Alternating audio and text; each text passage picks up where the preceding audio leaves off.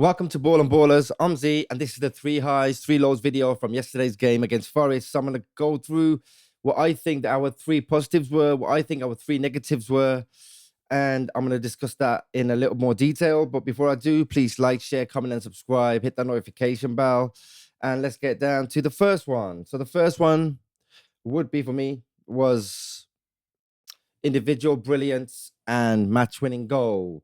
Now, this was individual brilliance by Amad. So while the overall attacking performance was inconsistent, the front line still provided moments of crucial quality.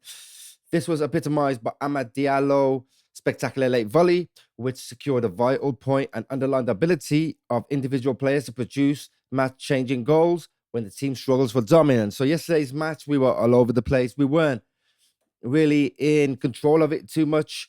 They were doing the low blocks. We had to try and find a way through that. And Amad, in the end, scored that equalizer from a set piece, and he could have got another one for us right at the end, which was cleared off the line. So that was just brilliant. I thought Amad's brilliant.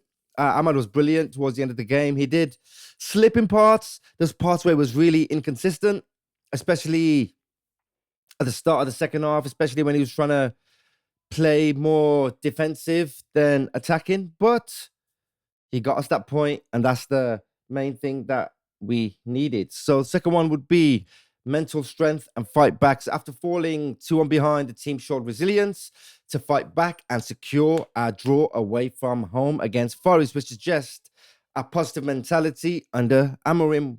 And it seems to have changed from when we were at seems to have changed from what we were at the start of the season to what we did last season. So last season, we would have probably stopped fighting, and we probably would have just been dealt blow after blow, and they could have gone further ahead, and we would have been in trouble. But this time round, due to the wins in the last three games and the team feeling positive and bubbly, as Amorim did state in his post-game interview, we finally got that goal. We finally hit that deadlock, and we just kept battling until we did get that goal, and we could nearly won it at the end. But then they had opportunities where they could have won it also. But it was a pretty good fight back performance that we haven't had for a while. So number three, I've got us a set piece threat, which is where both our goals pretty much come from. So the first goal, a header from Casemiro off a corner kick by Bruno Fernandes. So that just highlights that reliable way to score. Yep, we've got a corner, regardless of whether people believe it was a corner or not. We still got the corner, and we still had to score, and that's where Casemiro came in and did what he had to do. Amad's goal was also off a corner. It was swung in, knocked back and forth a few times, came up to Amad, who volleyed it in straight into the bottom corner. So both the goals were scored from set pieces. Now, there's a thing around the league at the moment where teams are currently scoring from set pieces. There's a lot of set piece teams, Arsenal being the number one set piece team, who are right on top of the league as well. So it's something that we need to improve on, and I saw a lot of improvement during this game, regardless of what the outcome was. Now, hitting the low was defensive vulnerability. I've got as my first low. So we conceded 2 goals, and I've struggled to keep a clean sheet since the Sunderland game. This allowed Forest to create chances from crosses, and we struggled with defensive lapses after taking the lead. So at the start of the second half, there was a 2-3 minute spell where we just lost concentration. I don't know why Diallo just stood there and not bother to get the ball. That's the way Forest got their second goal from. So that was a big mistake for me from Diallo. There's nothing that Senny Lamans could have done. It is what it is at this point for him.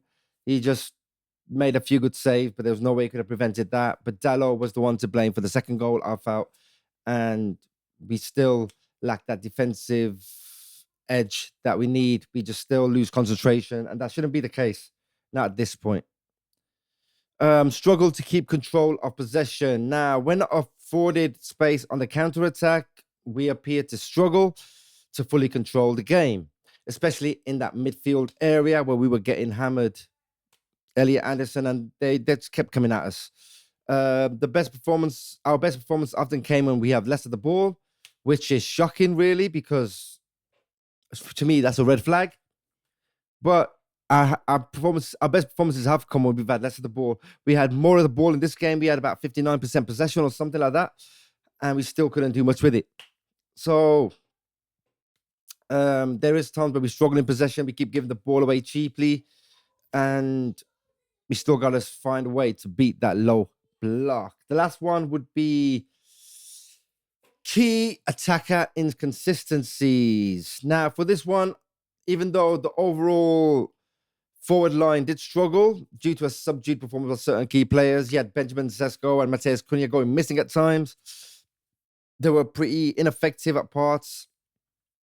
And it relied on certain individual brilliance, like from Amad, to get us that win. But we were really inconsistent in this game. And again, I blame that low block, because that low block is something that we've always struggled with, and we seem to be struggling with this time. And I think that's something that we really need to work on in practice. But that's it, folks. That's all I have for at the moment. That's the 3 highs, 3 lows from yesterday's game against Forest. Hope you enjoyed the video. Please like, share, comment, and subscribe. Hit that notification bell, and I'll see you on the next video, which I'm dropping later on today. And I'll see you on the live, which will be a little later on also. Thank you for watching.